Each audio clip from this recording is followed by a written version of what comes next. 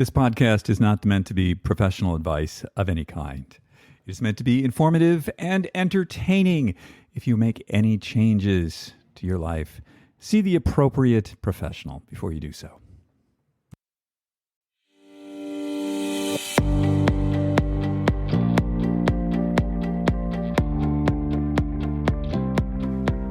Hello and welcome to Super Age. My name is David Harry Stewart. I'm the founder of Ageist.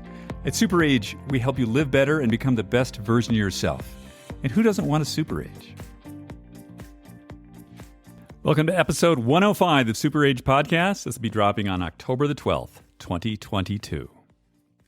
Today's show is brought to you by Inside Tracker, the dashboard to your inner health. Go to insidetracker.com/Ageist, save 20% on all their products.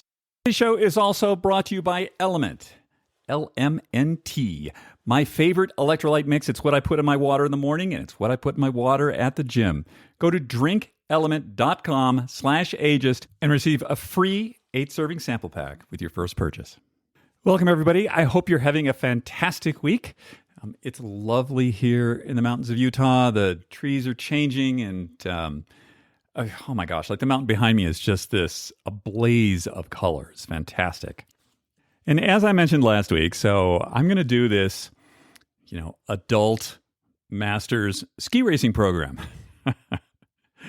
And, what I want to say about this is, it's a little bit scary for, a lot of reasons. There's certainly the possibility of getting hurt, because you go fast and the surfaces that you're on are kind of hard.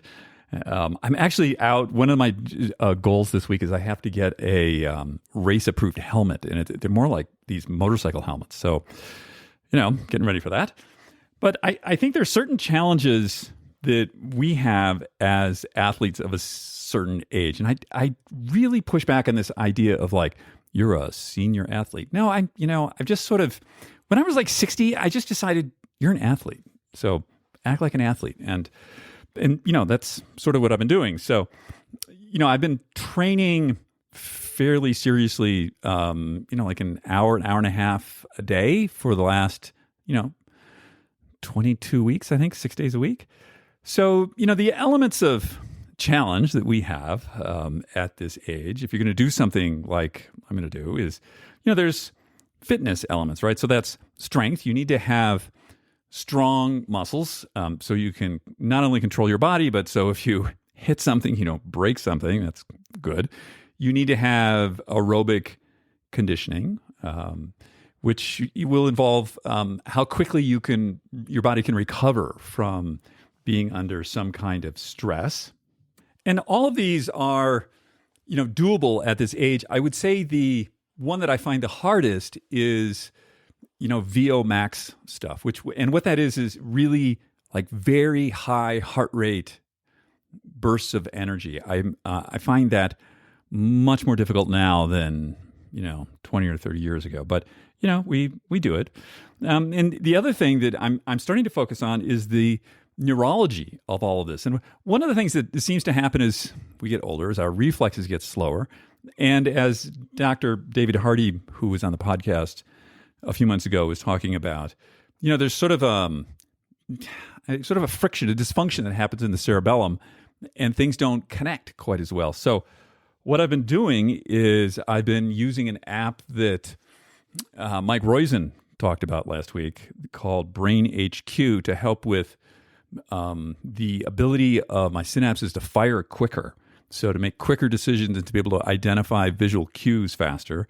And then I've been doing this nearly impossible set of exercises that David Hardy gave me. These, you have your foot go in a figure eight one direction and the hand go the figure eight the other direction, and then the other foot, and you combine all these things, and it's, oh my gosh. But I'm getting better at it. And these are all about helping to improve the pathways in my nervous system so that they're more efficient, because in a couple months, things are going to be happening really quickly, and I'm going to need to make decisions quickly, or there will be consequences. And one of the other areas that we're investigating here is this idea of mitochondrial support. And mitochondria are these sort of fuel centers within all of the cells in your body. And it seems that with age, they tend not to work quite as well. So we're investigating some solutions on that, and we should have some recommendations for that soon. But really, the message here is that, I'm huge fans of the two sponsors of this program, which are Inside Tracker and LMNT. And I use them both a lot because, the thing is, I'm 63 and doing what I do, I need a certain amount of optimization. Like everything's got to be like lined up correctly. The right hydration, my blood work being right, I'm eating the right things, sleeping right. And then you can do amazing things, but you really got to have that stuff dialed in, is what I found, because the sort of the machinery at this age is much more on a fine edge of working and not working. So we need to pay a lot of attention to that. So for all of you out there, you athletes, aspiring athletes, and others, you can do really amazing things. These sort of challenges are not that quiroxic. Like, it's not tilting at windmills. You can actually do it. You're not going to do it at, world championship level of, a 22-year-old, but you can do it pretty well if you're smart about it and you really have this other stuff dialed in. So have at it. Don't give up. This week on the show, we have Fanci Worthington, who is a certified financial planner. And we're going to be talking about something that we should probably spend more time talking about in Super Age, which is finance and, some of the things around that and how these things are changing around extending lifespans and health spans. And just as a quick disclaimer here, any of the things that you hear on the show today, they are informational only. They are not meant as advice. Fanci's not giving anybody advice today. She's just having a conversation with me about some of the things around finance. And as we know, any of the things that we talk about today are subject to change because the laws on these things change all the time. So you want to check with your financial professional before you take any actions out there. We're going to get with Fanci in just a second after a quick word from our sponsor. Today's show is brought to you by Inside Tracker. Inside Tracker is the dashboard to your inner health. Just as a car has a dashboard so you can tell how fast you're going and how much gas you have, you need a dashboard for your inner health. You need to know what's going on inside your body if you're going to optimize it. You need some way to monitor what's going on inside your body. And then once you know what's going on inside your body, you need some way to help optimize that. And this is what I get from Inside Tracker. With their 43 biomarkers that they're testing, along with the genetics that they test me for, I know what I should be eating to really optimize where I want to be. And I get to choose that target of where I want to be. Am I working on brain health? Am I working on longevity? Is there something with my fitness that I'm interested in optimizing? The app will make recommendations personalized to me based on my blood work and my genetics.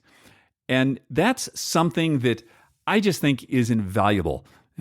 It's not a replacement for seeing my doctor. It's not a replacement for any of the other professionals in my life. It is an additive, but it is an additive that is with me every day, all day. And I can consult it and I can see what should I be doing right now. And then I can test again and see what changes have happened. If you go to insidetracker.com/ageist, you'll save 20% on all their products. Today's show is also brought to you by Element, the electrolyte mix that I've been using to stay hydrated and to keep my electrolytes in balance. I started placing Element electrolyte mix into my water after my workouts on the recommendation of a friend of mine who's a 50-time Ironman competitor. I told him that I was having a lot of trouble recovering from my workouts, and I thought it was my age. And it turned out it was my electrolytes. And once I started putting Element into my water, I noticed an incredible difference in my ability to recover from my workouts. It went from, truthfully, an hour or two to like 10 minutes. Because the problem was my electrolytes were off. Now what I do is I put Element in my water when I get up first thing in the morning. I also have it in my water that I drink during the day. And then, of course, at the gym, I make sure that there's Element in my water. And, of course, in my beloved sauna, the same thing, Element in the water.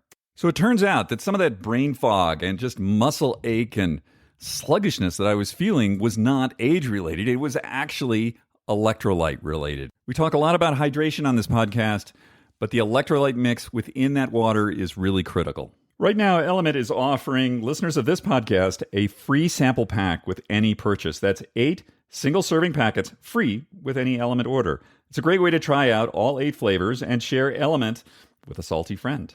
Get yours at drinkelement.com/ages. This deal is only available through this link. You must go to drinklmnt.com/ages. We'll be leaving that link in the show notes too.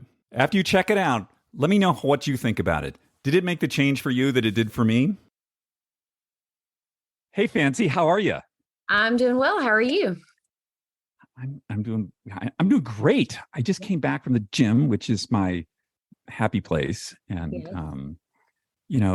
some people go to the gym for different reasons, like they want to look good, or I guess I like that. I like to look good. I like to be strong, but really what I like is to feel awesome. And when I get out of the gym, I feel awesome. So that's why I go. Yeah, I steer far, far away from a gym. Well, I don't really. I like the idea of it. It's really a nice idea. It's just the smell is always so gross to me. So I have to do things that are completely outside, or do it at my house or something like that. But I get the same euphoria when I'm exercising, but I just struggle with other people's germs. That's makes complete sense to me. And if you come to Park City, I'll introduce you to a non-smell gym. So I'm into that. I'm there for that 100%. So you work in finance, and I want to let's just go through your background. So tell me a little bit about yourself.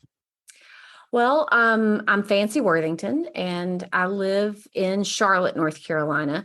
But I'm originally from a town called Welcome, North Carolina. So fancy from Welcome. You can't get any more Southern girl than that, I guess. So, but I work in Charlotte. I'm a certified financial planner and an accredited investment fiduciary.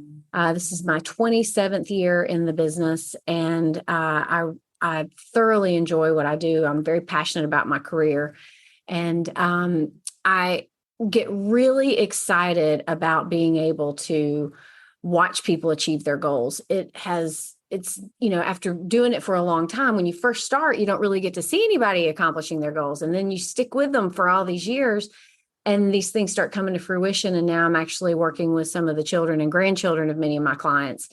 And that's just been such a thrill. So I love what I do. I'm married. I have an 8-year-old son, and, I have a lot of fun with my life for sure. So amazing.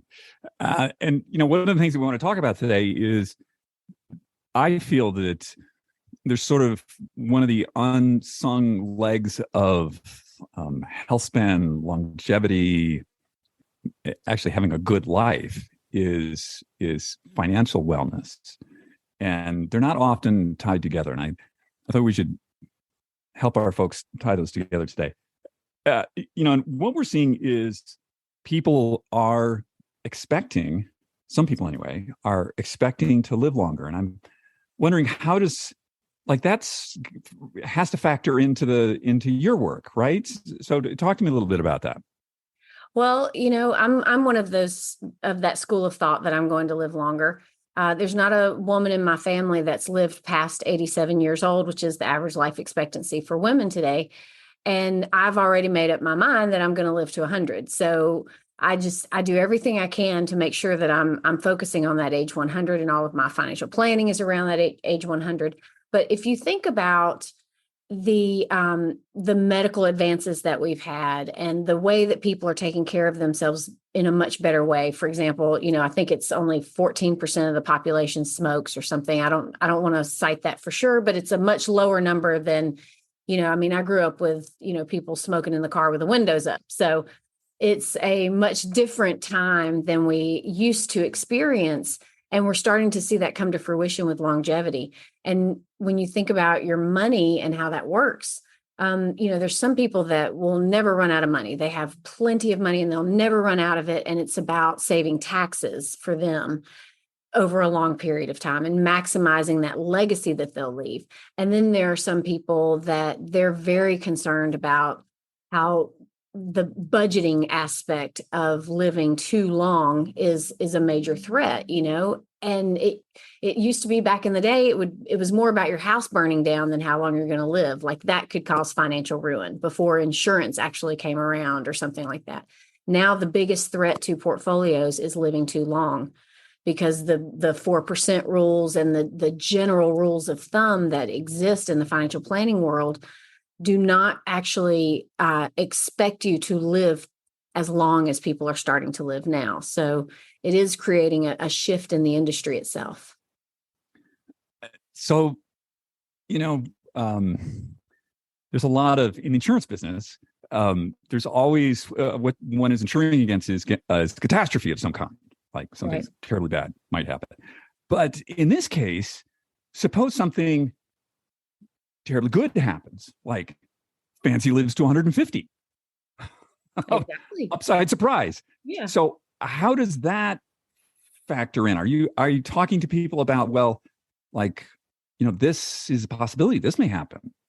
Oh, absolutely. There's even, there's some white papers and some theories that exist, and you can Google them, but there's a theory that an average age of someone born in 2020 could be very likely be 120. So it's called the 20-20-120 rule. So that is what we're seeing with the advances in not only in just our knowledge base of how to take care of ourselves better, but also as humans are evolving, and the medications that we have available and the advances in technology and medicines all are contributing to this. And you think about, we've talked about this before, that I'm turning 50 this year, and my thought process of turning 50 is, I'm starting a farm. And my friends, that are older, when they were turning 50, they were talking about slowing down. And I'm adding to my physical labor. I'm adding to my mentality is a totally different mentality than, say, my parents when they started thinking about retirement. So we're seeing it as a complete shift, and we're seeing it in portfolios that, we have to manage in a different manner than we have in the past, because of the fact that, you can't always solve every single problem with just return. You can't always solve every single problem with just contributions. So you have to kind of think creatively about maximizing the portfolio every way you can. So what you're describing to me is sort of two sides of the equation. We have the input, which people are definitely working longer if they choose to. They want to be contributing to the economy and earning. And then on the other end of that, there's the longevity part. So there could potentially be drawdowns over a much longer period of time than it was anticipated. So how are you changing the mix? How have your recommendations changed to people since this has started to happen? That's a really great question. And, there's, I'm going to speak to you about the average couple, a traditionally husband and a wife couple. It's different with LGBT communities. So as much as things are the same with both, there are some differences in the two. So, but in this instance, I'll talk about just a traditional family. There has to be a set plan about risk inside of a portfolio when it is projected that the husband is not going to outlive the wife. So the wife typically in that scenario has not always been the one to work with the investments. I mean, I have several women that are now single again, and they've never opened a checking account on their own. They've never bought a home on their own. Some of them never got a driver's license. I know that sounds bizarre these days, but I mean, that is a real thing of what do I do now? They're either divorced late in life, or they, have lost their spouse.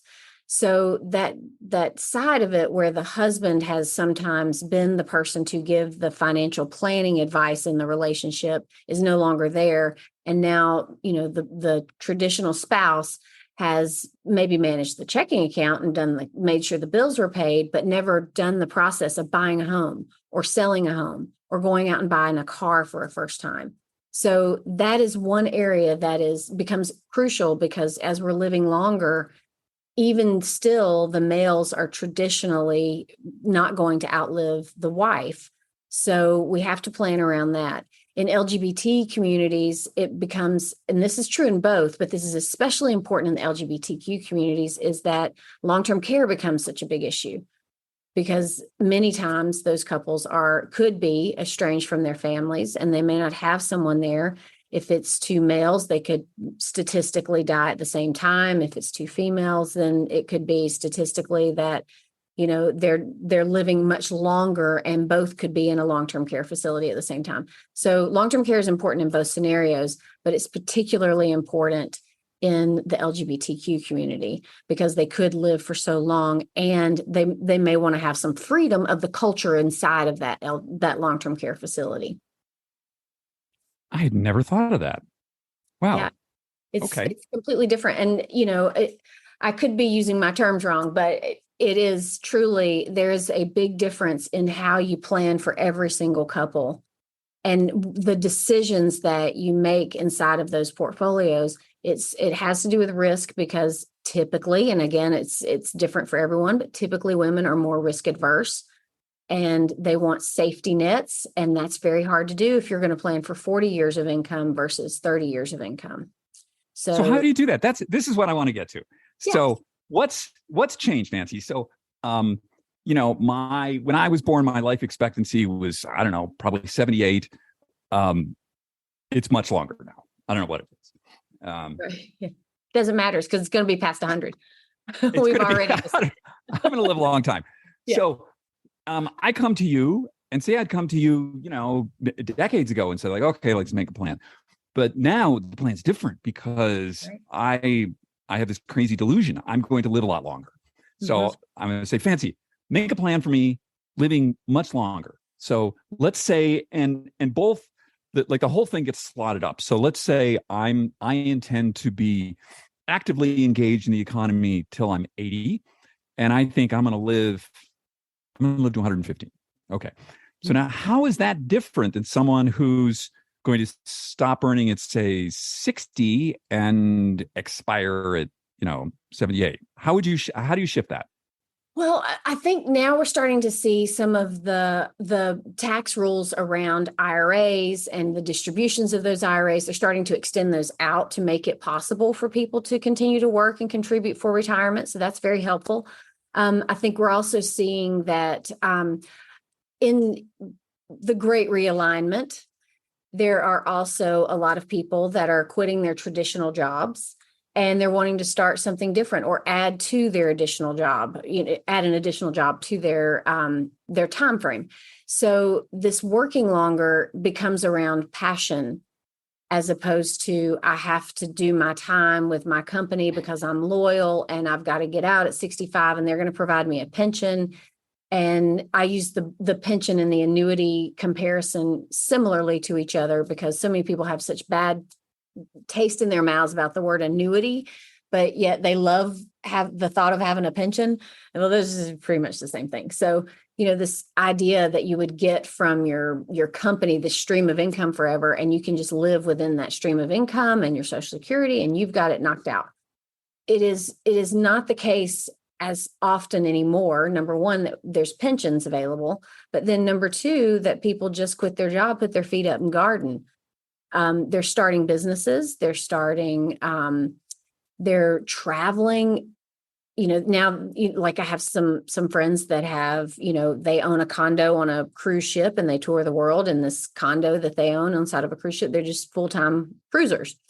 So there's pros and cons to that. How do you adjust for your health insurance if you're going to be traveling a lot internationally? How do you adjust for your portfolio to be managed if you take up residency in an offshore location? So there are so many different things that are different in the clients that I'm working with now that are pre-retirees than the clients I was working with 10 years ago that were pre-retirees. it has dramatically changed, in my opinion, because there's just way more activities going on. People are way more active. And I think the pandemic had a little bit to do with that, as they were like kicking themselves into high gear. But it was also this mentality that happened in the past 10 years of, I'm not going to be the traditional grandpa or grandma or something like that. I'm going to get out there and live it. Help me understand, what's an annuity? Well, an annuity, that's a good question. An annuity, what it does is, like, if you think about a pension and compare it to a pension, is that employer pays you for the rest of your life, no matter how long you live. Well, that's the same thing that an annuity does. There's thousands of annuities out there, and there's all kinds of schools of thought around annuities. So I'm not recommending that to anyone, but it does allow this opportunity for a continuous stream of income that you cannot outlive. So as people are living longer, you're transferring that risk to a company, to a business, an insurance company. And they say, no matter how long you live, I don't care how much money's in this contract. If you've got $1 million, we're going to pay you X amount of money every year until you die, period. So if you live to 180, the risk is on them. If you live to, if you purchase an annuity or something at 65 and you die at 67, you didn't get the benefit of what you paid for. So it really, there's some risk involved in living a long time, and annuity can be a piece of that. And also asset management. The asset management is a crucial piece to that. That is much overlooked and not talked about enough when it comes to risk. And that's what I usually tell my clients is, I'm not in the investment business. I'm not in any other kind of business. I'm in the risk business. I'm here to show you about your risk and make sure you understand that. What do you mean by asset management? Asset management is if you're going to work with like an investment person, they're going to be thinking about, like, what do you own? What are the things that you own? Do you own a home? Do you own a job? So your job is part of your assets, by the way. And what's your income from that job? Because we need to use that asset for our benefit. And then do you have a real estate portfolio, for example? Do you want to have stocks and bonds and mutual funds or exchange traded funds? Or do you want to keep it in a shoebox under your bed? That's still an asset. That shoebox is still an asset. It's something that you own. And then what can you do to maximize your ownership of that for growth, hopefully for growth? So now I'm thinking, if I buy an annuity, mm-hmm. and the annuity company, there are two bets that are happening here. The right. first bet is the annuity company thinks I'm going to die before they've done a calculation. They say, okay, we'll pay you this much, but we think you're going to be dead in this many years, so that works out for us. My bet is, no, I'm going to live longer than that, and I have some control over that. But I'm also betting that the annuity company is going to be around, right? Yeah. So, well, that's a great point. And because you're also betting, if you take your company's pension, you're also betting that company is going to be around. The company's going to be around. Exactly. So, right. What if, blow your mind here. What if you work for an insurance company for all these years and they offer a pension, and then you got a double whammy? The insurance company could go down and your pension could go down.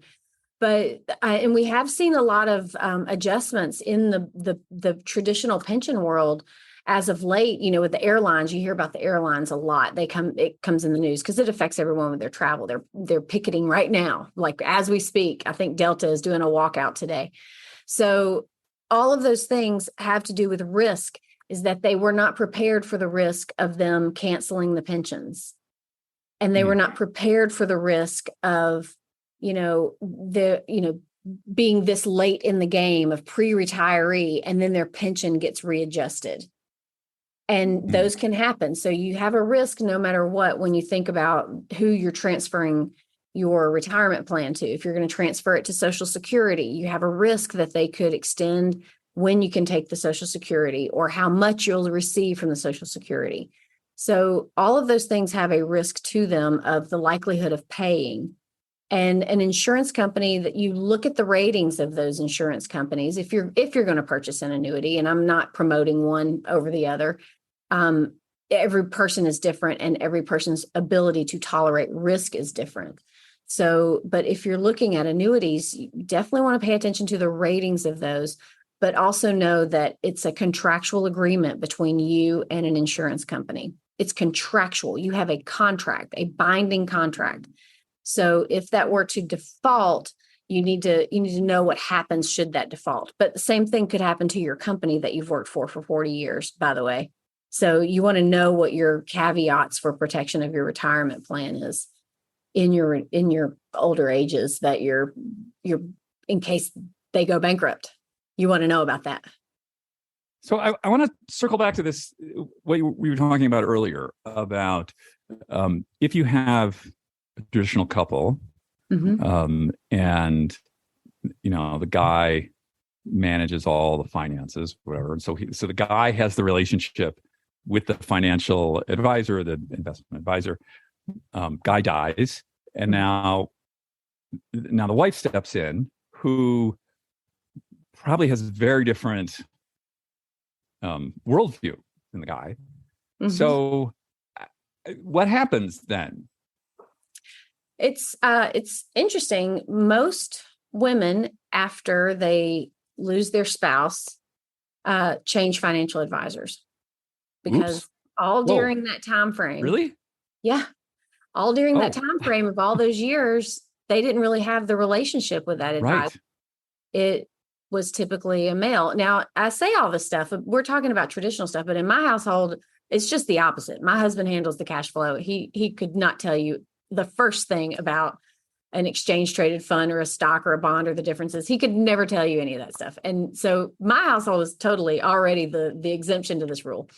But in that traditional sense, if you think about all those years that the husband and the wife were doing the financial planning, the husband dies, and now the wife is left there with really not very much relationship with that advisor or any true trust that advisor is looking out for, because all during those meetings throughout that time frame, she was never looked in the eye. She was never taught anything. She was afraid to ask because there's this industry speak going on, and maybe she was afraid to ask or afraid to step up or just didn't really care, like I've got money and I'm good. And I think that happens a whole lot with women, is they just don't care because it's not their thing. Okay, it's not your thing. In my role, I think it's very important that I make those conversations very engaging.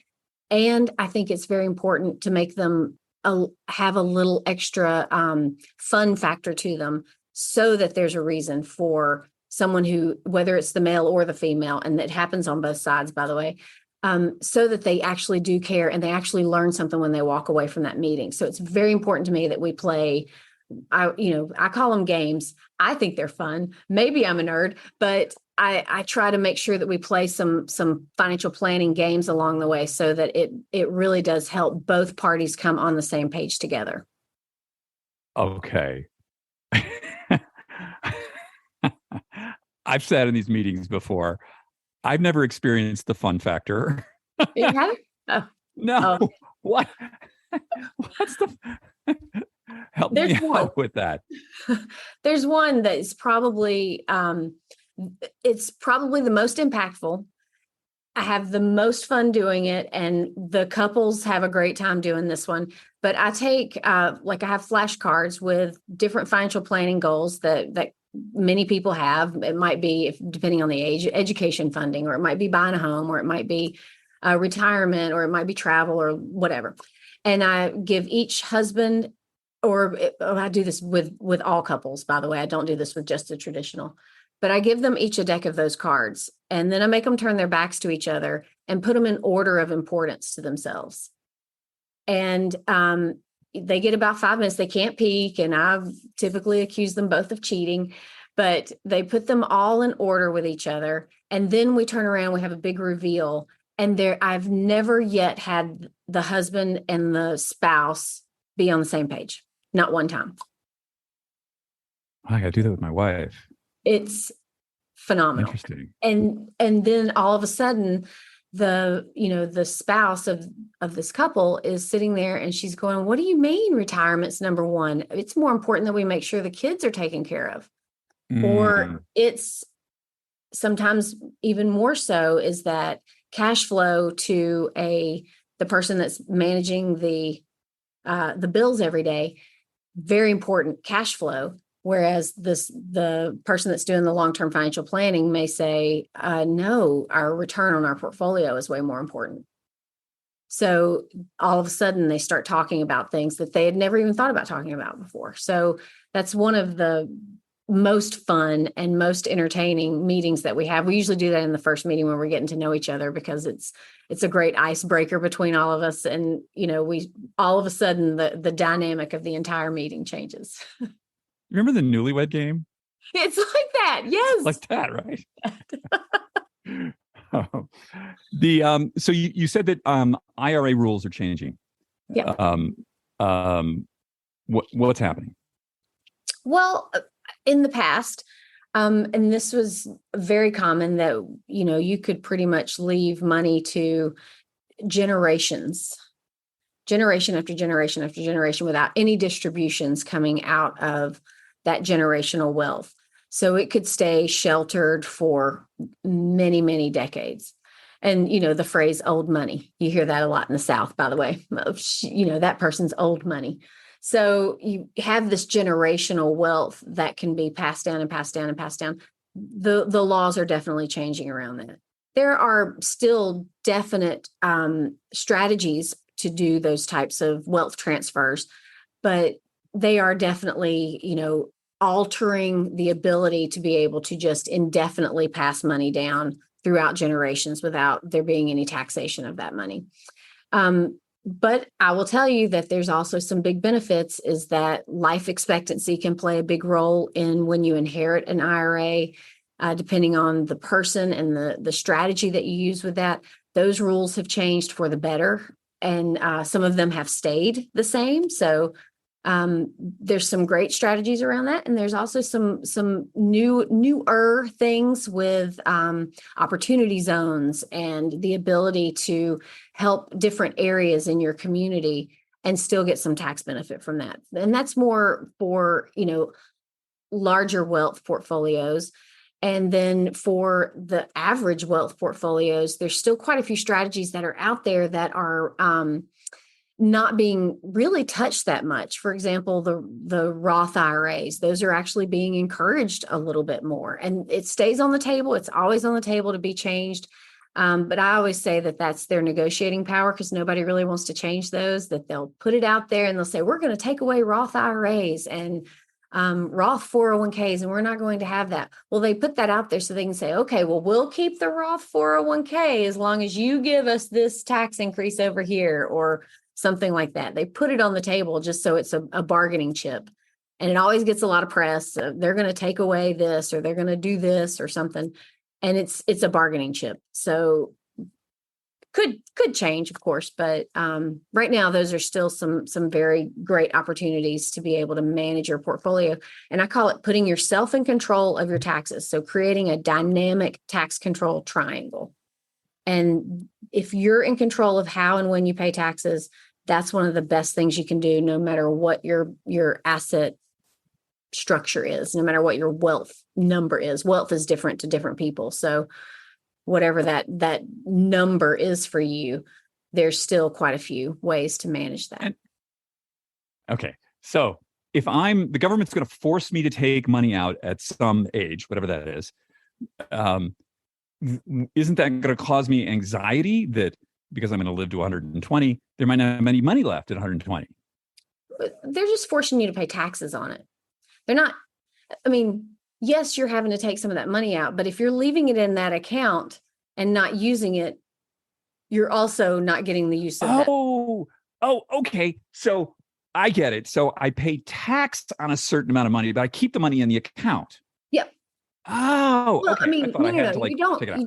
No, you're going to take that. You're going to take $100 out of your IRA, and let's say you pay $40 in taxes on it. Well, you're going to put $60 into your checking account, for example. Right. Because you paid taxes on that portion. So you still own the $60. Right. You still have the $60. They didn't take your $60. They just took their portion of that account that's been growing and accumulating over time. And there's pros and cons to that, but you do want to be cognizant early on of how and when you're paying taxes, so that later on you're not bound by a barbell reaction that you're forced to pay tax when you don't want to or need to. So I got my $60. All right. So the government gets 40, I get 60. Can I take my 60 and put it back in the IRA? No, I mean, you could. You could, but you're then going to have to take out money again the next year. So then you're kind of double taxing your $60. It could be the same $60 or it might not, but you're still having to pull money out the next year. So it's better to either put that into a different type of account, or put it in your checking and savings, or look at a different type of investment portfolio that has a different tax structure. So you could, possibly buy stocks and bonds at that point, that now you're getting a capital gains tax rate, which is a lot less than your income, hopefully a lot less than your income tax rate. I see. So, again, I think I'm going to be earning money until I'm 80. Mm-hmm. So we'll keep that same number at 73. So then I got like 7 years there where I'm earning money, and the government's going to make me take money out. So in that 7-year period, are there places I can put my money where it can grow and I don't have to pay tax on it? Yes. And I would encourage you to start that earlier than right then at that moment. Because you can actually convert some of that money, and that's under current tax law, is that you can do something like a Roth conversion. So if you think about taxes, there's really 3 ways you can be taxed. One is your income tax, and it's taxable every year, income or capital gains, and you're taxed every year. I call it the mean old tax man is going to come knock at your door and take your money every year. And then there's a tax deferred account, which means you, during your working years, you've pretended you earned less money and you've saved some of that money. And when you use it, you have to pay tax on. That's the one that you'll have that major required minimum distribution on. Or you can have a tax favored account. And some of those are things like the Roth 401k or the Roth IRA, education funds like a 529 plan. Some forms of life insurance can work that way. Real estate can work that way on some levels, portions of your home. Municipal bonds can work that way. So there's several opportunities inside of a tax favored arena that you can use for your benefit. But you can take money from one side to another. You just have to pay tax on it. So if you take it from the traditional tax deferred side and you're moving it to a tax favored side, then you're probably going to have to pay some tax on that to move it over. But then once you use that money on the other side, as long as you follow the rules on it, you're not having to pay tax on it. So there's rules for each one of those types of accounts, which is way beyond the scope of this, but each one of those has a rule behind it. But you can then have income that you're not having to pay tax on at that point. Same thing happens in estate planning. So you have different ways that you can be taxed in estate planning. So you want to create that perfect triangle. So you want things that'll be taxed right before death, at death, and then after the death of the next heir. So it helps prolong those taxes. I see the reason for having a financial advisor. I mean, we went down a road, didn't we? I at one point in my life, I paid a lot of attention to this stuff, and now I pay zero attention to it. And my wife is fascinated with it. So it's like, okay. Yeah. See, you're already the exception. So, we can talk generalities as much as we need to, but it's personal to every family. I have clients that have always been single their entire lives, and it's different for them, who's going to be the beneficiary, and do they even care if there's a beneficiary? And, it's just different for everybody. And that is the key to having an advisor. And I think it's crucial thinking about religion in that process, because a lot of times religion can have a card to play in it. Whether, for example, if they're from a Christian family, they may have tithing that needs to happen before a distribution.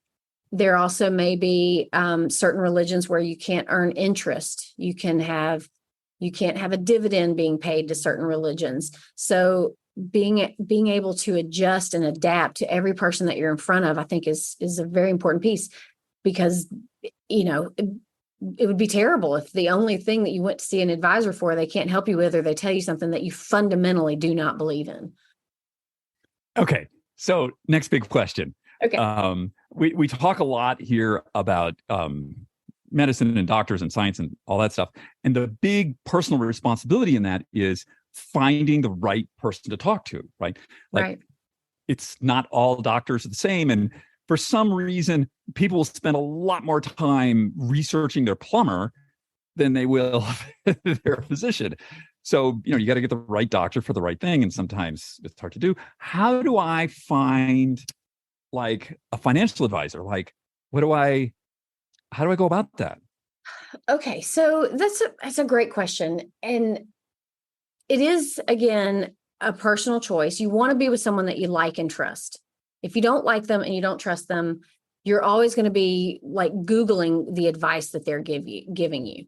And Google is WebMD. I always tell my doctor and joke with him, look, I've already Googled what's wrong with me. So this is what I need. And he laughs at me and he's like, I'm going to do the same thing to you on my investment portfolio.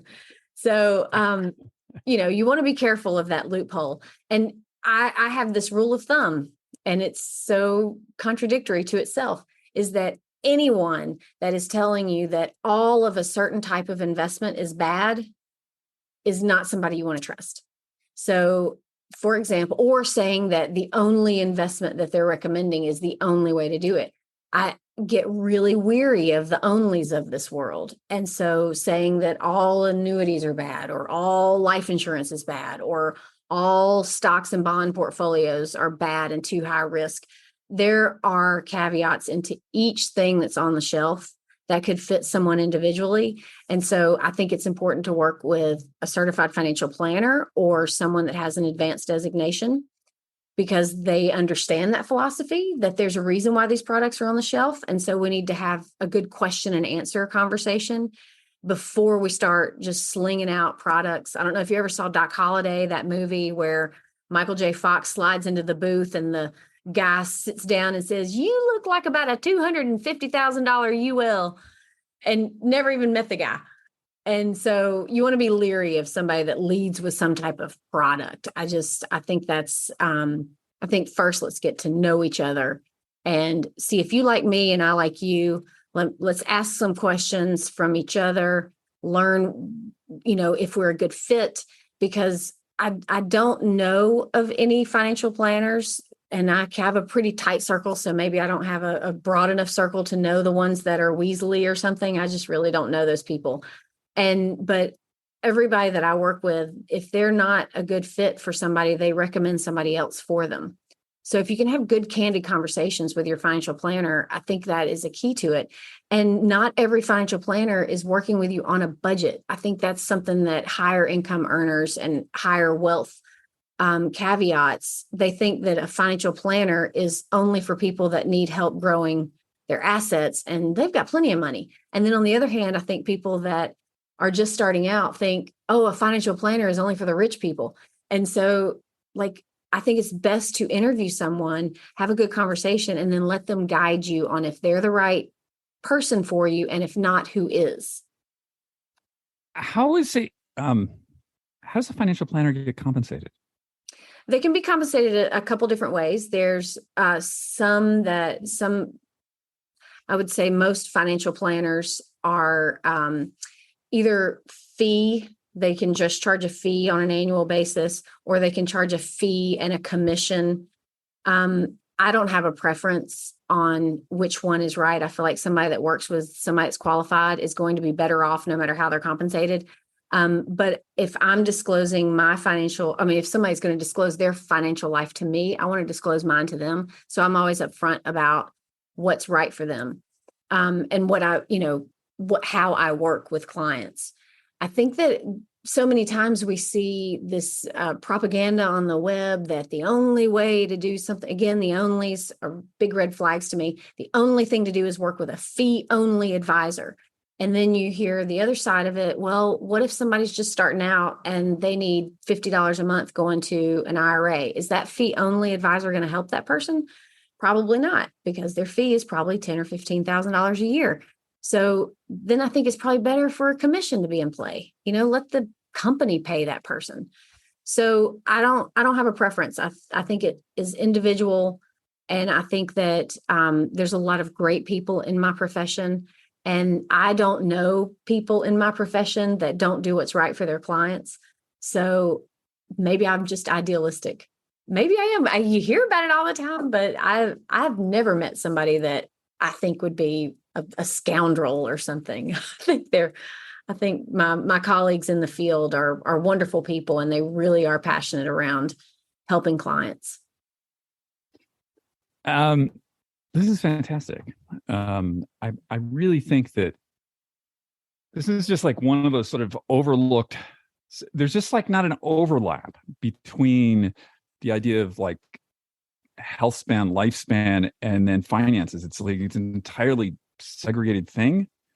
And what I was speaking to Dr. Mike Royson, who's he's the head of wellness at the Cleveland Clinic, and he was saying that like one of the biggest factors in longevity, high health span, is the sort of a chronic stress level. So if you have like some kind of chronic stress, and the number one chronic stress is finance. So it makes complete sense to me.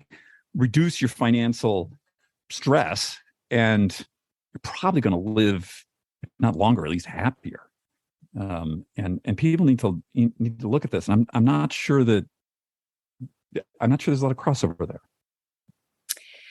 It's financial issues I always say it's the number 2 cause of divorce. Number 1 is marriage itself. I'm happily married, so that's just a joke at my house. But it's a major cause for divorce. There are families that it's not about budgeting. They live on trust funds and things like that, and they still have issues about money. And how do they converse about money? In traditional families, if there's this idea of a spouse working and someone staying at home, then the person staying at home doesn't have their identity, So when another exercise we do is we kind of talk about identity. And so in that case, we may have the breadwinner paying a salary, a quote unquote salary, to a separate account that non-working spouse is earning, because there is a value in behind what that person is providing to the household. They're taking care of everything. And whether there's kids involved or not, they're still taking care of everything else, So there's a value behind that. And so I think money can be an emotional discussion, and it's something that people are afraid to talk about with each other because they don't want to get in a fight.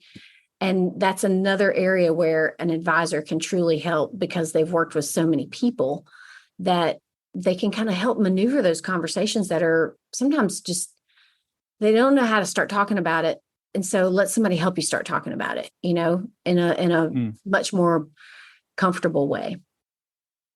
Would it be okay if we left your email address in the show notes? Sure. Yeah. I have a feeling there are people who are going to want to speak to you.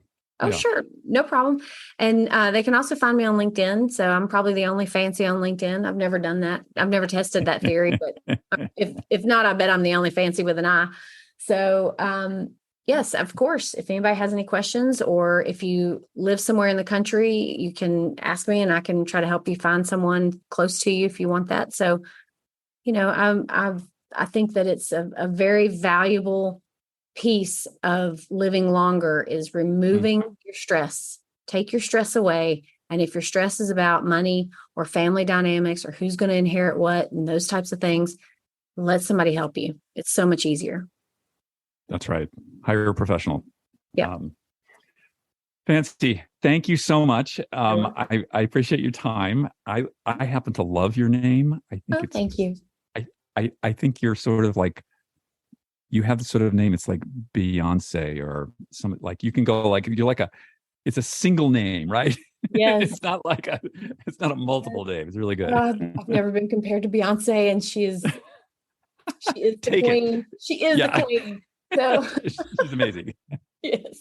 Amazing people have single names, right? That's right. There you go. So I should just drop all the others. But I do think Fanci, has like this sense of rememberability to it, if that's a word, of, people usually don't forget my name, and that's pretty easy to differentiate myself. So I'll be the only one out there, I think. So we'll see.